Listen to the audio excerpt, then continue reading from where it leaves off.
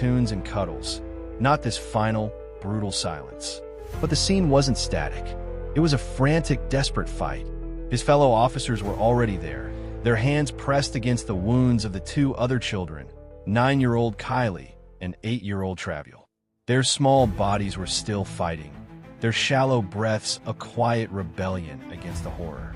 The metallic scent of blood mixed with the smell of gasoline and damp night air. Every shouted command, every prayer whispered under a breath, was a thread pulling these children back from the abyss. And then there was her, Oninda Romulus. She stood apart, a statue in the storm of activity.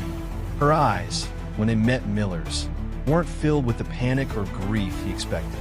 They were hollow, distant, as if she were watching the aftermath of a disaster from behind a thick pane of glass. The investigation began not in an interrogation room, but in that parking lot, under the buzzing fluorescent lights. The first piece of evidence was her own voice. "Instead of them doing it to me, I'm going to do it to them," she said, her words cool and measured. When asked what she meant, the reply was chillingly simple: kill them all.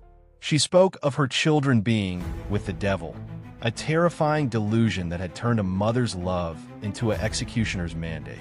The next day, the investigation split into two parallel paths.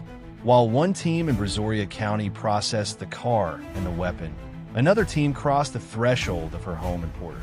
They were looking for context, for a motive buried in the day-to-day life of a family.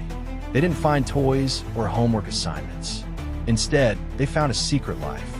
Dozens of Social Security cards, a rainbow of IDs and credit cards that didn't belong to her. Printers and computers